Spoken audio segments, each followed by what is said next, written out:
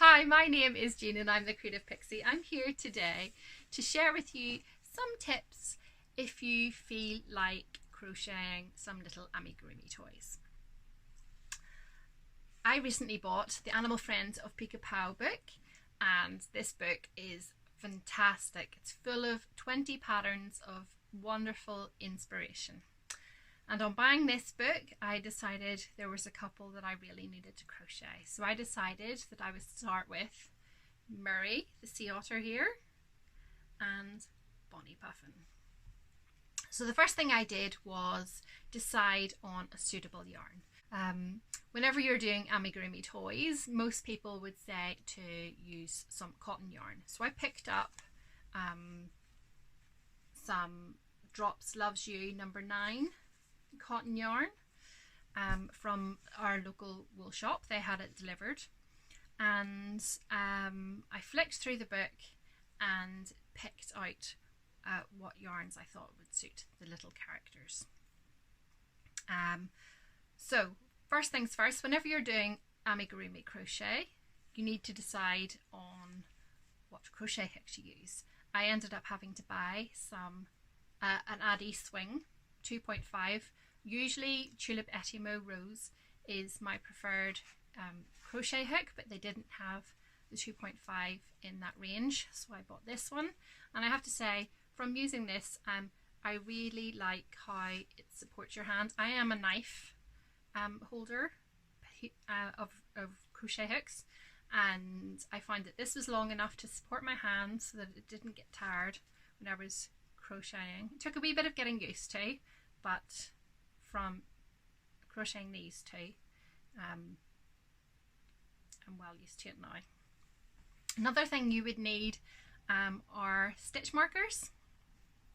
I really like the little light bulb ones that you can get, and you need these for marking the start of your round. There's a lot of counting to do when you're doing amigurumi, and if you're crocheting in the round, sometimes it's good to have a little stitch marker in place, and that can help you with making sure that you've got the right number of stitches per round. I know that whenever I was doing these projects here, there was a couple of times my numbers were out, but because I had the marker in place, I knew that that's where the beginning of the round was. So I would really recommend getting some of those. I would say that I'll just get Murray down here. So Murray was my first amigurumi from the Pica book, and I'm really pleased with how he turned out. I didn't really want to share anything on social media about him until I had his face done, because the face is the most difficult part of amigurumi, as I'm sure some of you will know.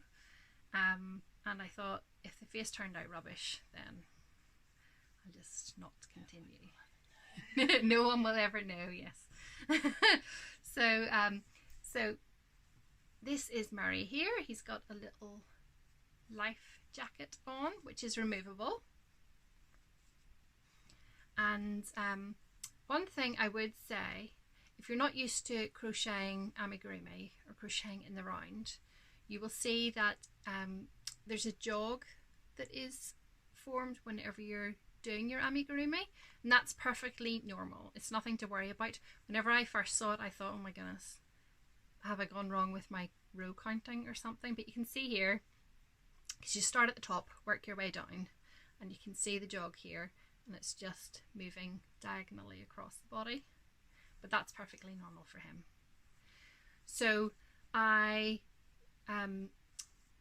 stuffed him really tightly with suitable toy filler, and what I would recommend, I don't have one here now, is I used a chopstick.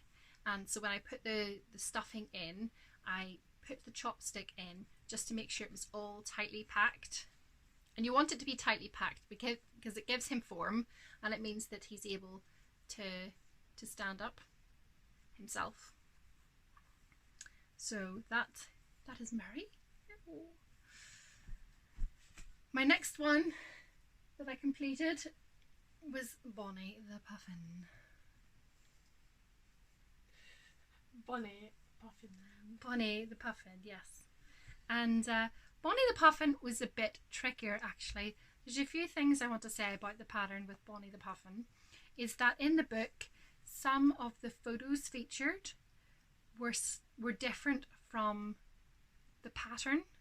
So for instance, in the pattern, it said to do these 3 rows of kind of triangles. But one of the photos in the book, the maker has decided to do 4 rows. And then also with the wings, I followed the pattern for the wings, but the photo in the book, they seem to have extended the rows up, so the wing is actually longer. That's my only gripe with the book, in that sometimes I like to refer to the pictures just to make sure that I am doing what I'm supposed to and it does look like it's supposed to. I would say that I had a bit of trouble on the tail part. You see here. So in the pattern it says to crochet out and then crochet back, and then I wasn't sure, so I ended up doing it and then it looked totally wrong, so I had to rip that out. And then I did it and it looked right, but when I got down a few more rows it wasn't kind of level with the beak, with the center of the puffin, so I had to rip that out. So 3rd time lucky, I got it right, and the tail and the beak are kind of level. So as you can see, Bonny Puffin, she actually does stand on her own legs. She is stuffed. Her legs are stuffed well, her body's stuffed well, but she can stand on her own legs. The only issue is that she's a wee bit top heavy, so she might fall over. So I like to prop her up against something, and she's happy with that. You can see on the top of the head, she's got her little beanie hat on, and I've made a little pom-pom that matches, and that is Bonny Puffin. So I think that's all I've got to share with you today. I would say that the Animal Friends of Pica is a really good book, and if you're wanting to get into amigurumi, it's a perfect book. There are lots of little tutorials at the front of the book telling you how to start foundation change, how to do magic loops, and how to do different styles of crochet. So I hope that answered some of your questions about amigurumi, and if you've got any other questions you can just leave a comment in the comment box down below. Thank you very much, and I hope to see you again soon. Bye bye.